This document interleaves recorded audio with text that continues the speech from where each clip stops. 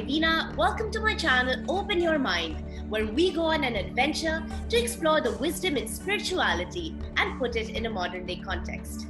Now, on the last videos, we discovered what mindfulness means according to the ancient texts of Patanjali's Yoga Sutras. On this video, we continue to understand the sutras and move on to number 4 and 5, which are all about what happens when you're not in a state of mindfulness or not in a state of awareness. Humans always have been and are constantly oscillating between states of pain and pleasure. But are the two really that different? If you find these conversations valuable, please do hit the subscribe button below, comment, like, and post your questions, and we'll be sure to answer them in the coming videos.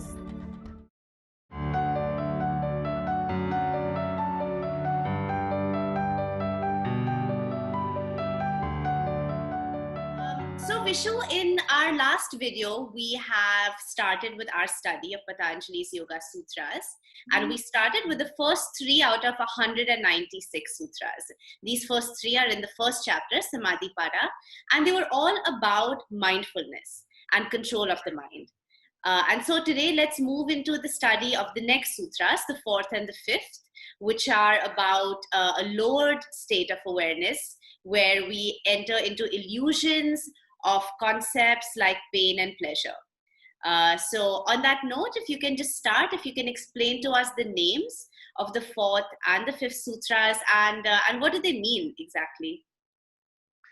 Right. So if we talk about the 4th sutra, Patanjali says Vritti Sarupyam Itratra, which means when we are not a witness, we are identified with our modifications of the mind. So what we are, my identification is coming out from my modifications of the mind. So as my modification of the mind is as I am. So it is a result of lower awareness, as we have mentioned already. In the 3rd sutra, Patanjali is talking about being a witness. So if I am a witness, my identity is just a pure witness. So I am a yogi. So there is no modifications of the mind. But if there is a modifications of the mind, and then I am identified with them, which is the 4th Can sutra. you clarify once again what do we mean exactly by modifications? Do you mean our thoughts, our emotions, exactly, or some negative thoughts? Right. What exactly do you mean by modifications? As you said, thoughts and emotion. So let's just talk about them. My emotions are just the result of my thoughts. Emotions are the physical sensations, physical appearance from the thought. Thought is a root of emotion. As my thought change, my emotion change. So as you said, my thoughts are my modifications of the mind. They are my vritti. The word vritti means the modification, which also indicates towards my thoughts. So thoughts and modification of mind are not different. They are the images of the mind. Right. Content of the mind, simply. Or you can say movement of thought is a vritti.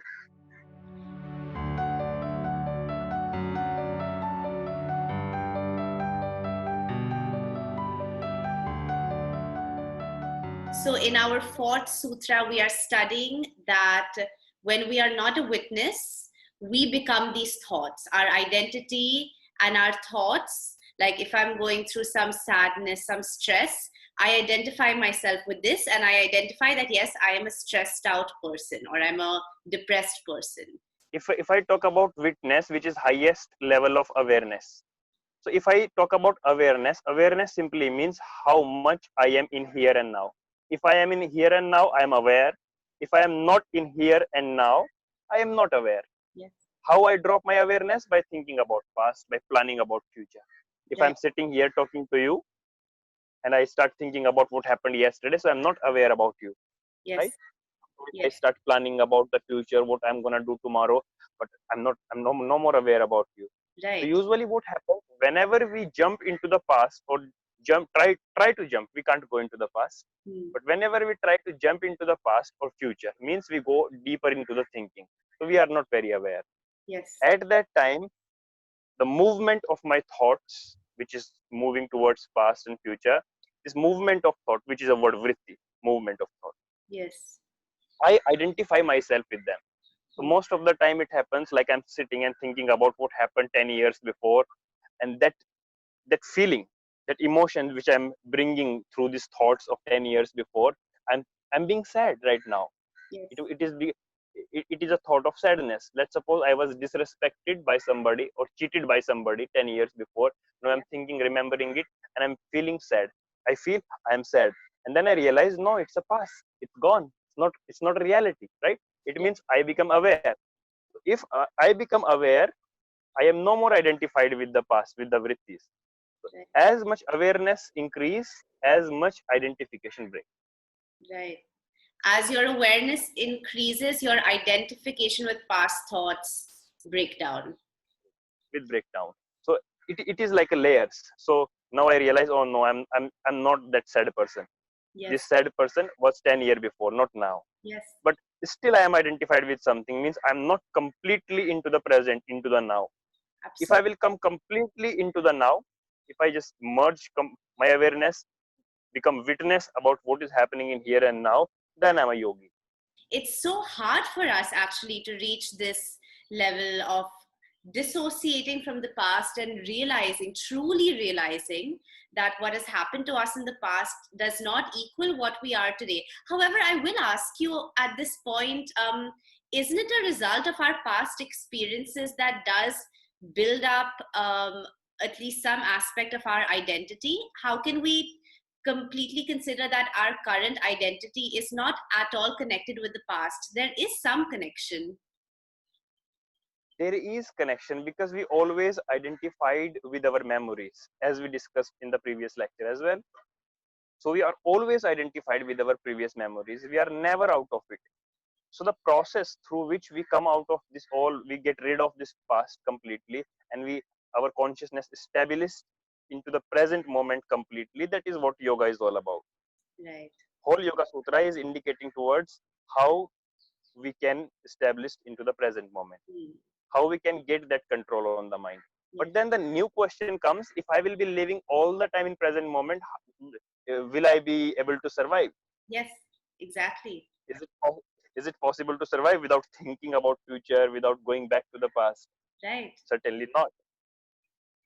Then what Patanjali is talking about, we need to think about it. We need to discuss. Yes.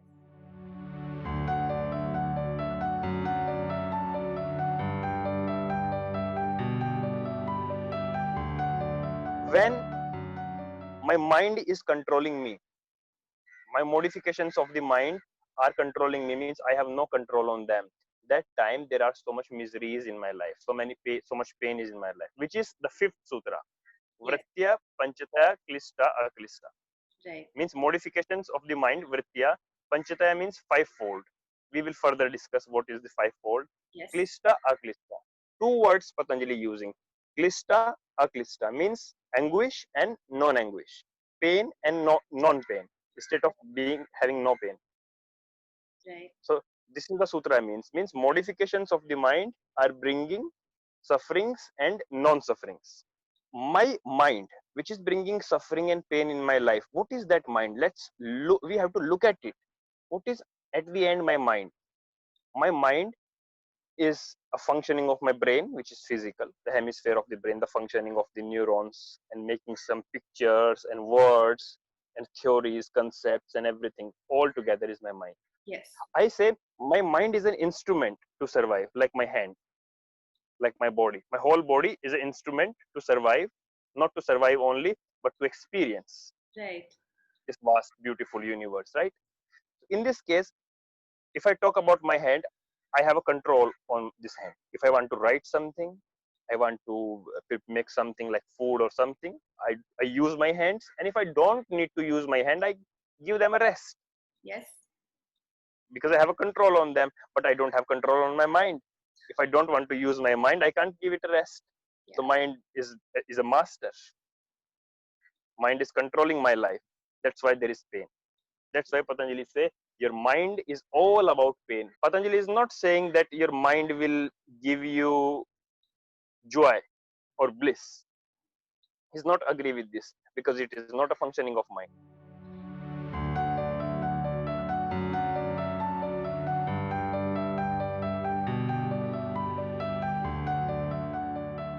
So, what is this big distinction between pain and non-pain? And yeah, according to Patanjali, like you've just said, the functioning of the mind actually results in a state of pain and not the opposite. Why can't we?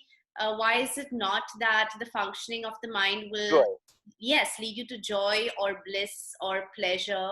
Why is the default state then the state of pain? We need to understand that joy and bliss is our nature.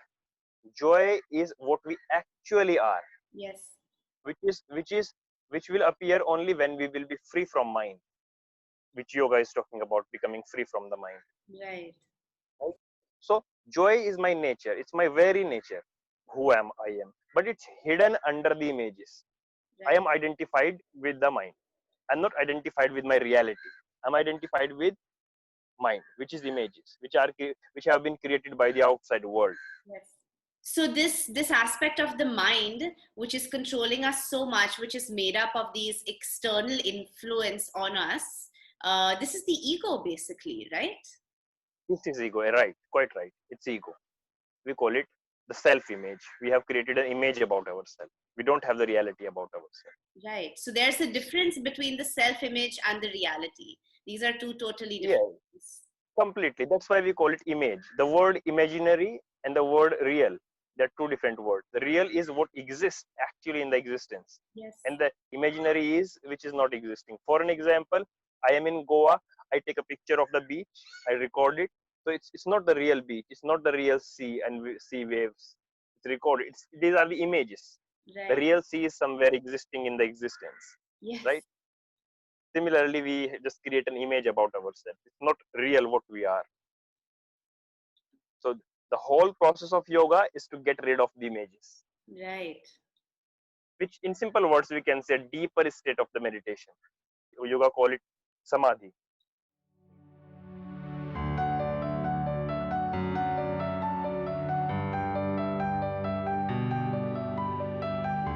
Also, this first chapter we are studying, this is completely about this concept, samadhi.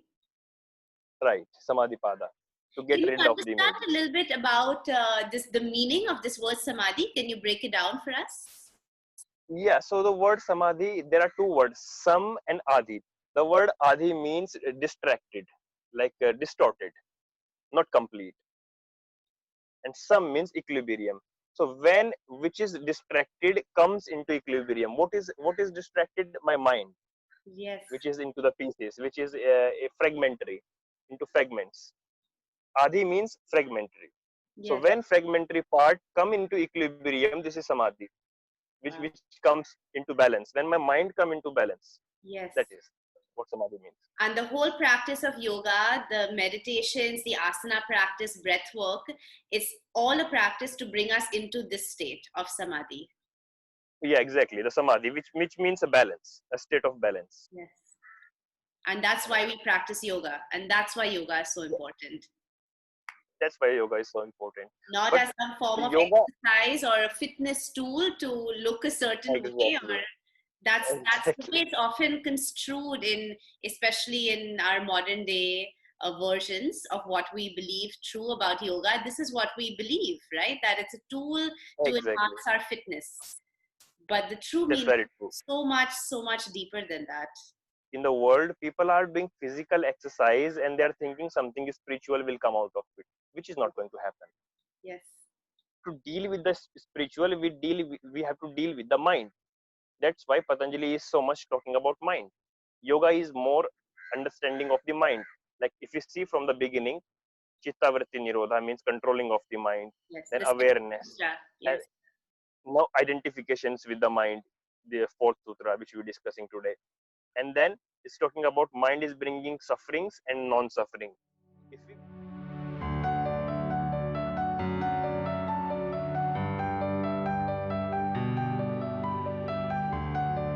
if we go into the next sutra, it's just telling us what are the different forms of mind, five different functionings of the mind, which yes, are the panchataya. The word panchataya means five folds. Your mind, your chitta vritti, the movement of your thoughts brings pain in the life, and a state where there is no pain, where there is no misery.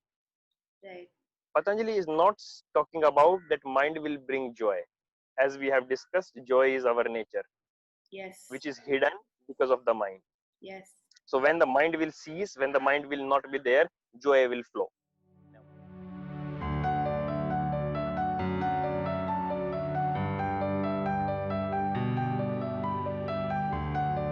There is another form of mind, means movement of my thoughts, which are not bringing pain. They are bringing pleasure, Yes. which we all experience. Like for an example, I am a person who is getting pleasure by a very nice tasty food, Yes. or appreciation. Somebody appreciates me with my work, give me award or reward, so I'm very much like pleased by them. I'm having pleasure. Yes.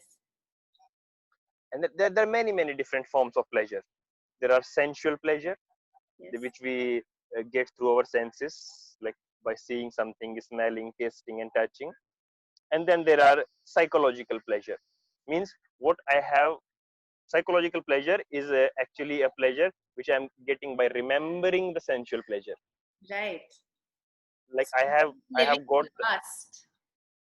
exactly, like I've got the pleasure. I've been I had a very nice moments in the mountains. I've and with the nature, very beautiful nature I've seen. I got the sensual pleasure by seeing it, and now I'm remembering it and I'm feeling that, having that feeling, which is psychological pleasure. Right. So like there is physical, which is sensual pleasure, and psychological pleasure. So there is physical and sensual pain as well. Not Right. only pleasure, there is also a pain. Right. Like sensually, I see something very bad, I feel pain, I feel afraid, fear. Yes. Or I heard something, the news makes me feel jealous, Yeah. or makes me feel angry. The situation makes me feel angry. So there is psychological pain also. Yes. So our whole life is a our identification in our life is coming from the modifications of the mind, means movement of thoughts, and Yes. this movement of the thoughts are bringing pain and pleasure in our life. Right. So if you look deeply into the life, we are just looking for pleasure all the time. We just want pleasure in our life, and we want to get rid of the pain. Yes, exactly. We are by default very often in this state of pain, which is caused by the external world. That's what our ego is telling us. And because we are in the state of pain, we are seeking for pleasure to come out of the pain. Isn't that Exactly. how it works? We are Exactly. constantly chasing pleasure because we think we are always in pain. That's why we need to externally seek out pleasure. Exactly, and it's a truth. It's a truth. So-called pleasure is, we need to understand it, that most of the pain is coming from the source which have given us the pleasure Hmm. in our life. Most of the pain comes from the thing which gave me pleasure. Like today, I buy a new, nice, comfort, like luxury car, which Yeah. is gave me very much pleasure. Tomorrow, I get an accident in the car, and it's giving me the pain. So Yes. the pain and pleasure is coming from the same source. Yes. So pleasure and pain, we need to inquire it, go into it very deeply, very carefully. Like whenever I'm choosing pleasure, is this pleasure going to become a reason of pain tomorrow or not? Right. Yes. So, in that sense, they are actually the same thing. If the same source is going to cause pleasure and pain, which you're right, it happens all the time in relationships or materialistic things or achievements. Like I can remember Right. in my past certain jobs, when I got the job, I was so excited about it and so proud of myself and took it as such a great and pleasurable event in my life. And then quickly the job turned the opposite, and I had immense pain from that very same Pain. job. The pressure, maybe unpleasant people I had to deal with, all kinds of negative, difficult, challenging things that can happen from a job. But that same job also caused me so much pleasure in the beginning. So it's actually the same thing. Right. So this is my modifications of the mind. I Hmm. make an image. You went to a job, you made an image as an employee. Let's suppose. Can you tell me what was the job is about? I was acting, for example, in a TV serial. For an example, like if a person goes to a TV serial in acting, take an image. I create an image. I am an actor. It's an image somewhere in my mind, right? I Yes. have created an image about myself. I'm an actor. I'm Yes. going to be a whatever the good talented actor and something. But Yes. tomorrow the serial doesn't work, the working place there is some problems, Yes. and because of these problems this image is not satisfied, it's not working, it's not fulfilled, and Yes. now the same image is hurt. The same image which was giving me pleasure is giving me pain now. Absolutely. So how to get rid of it? How I come out of this what I say, a problem of pleasure and pain? Right. I have Because seen the it's a pleasure and cycle. pain. It just goes round and round as a cycle. It's a cycle.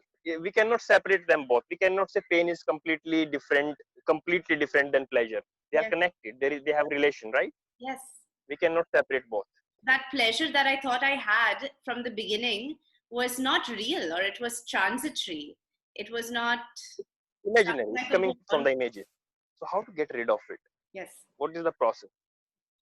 Is it possible for me not to create an image when I'm having sensual pleasure? When Hmm. I'm seeing something beautiful, having something tasty, or appreciated by somebody, or going to a new job, is it possible? It's a question that one should ask to oneself. Yes. Is it possible that I do all the work, I do all the actions, and I do not create an image? What happens if I just ask this question to myself?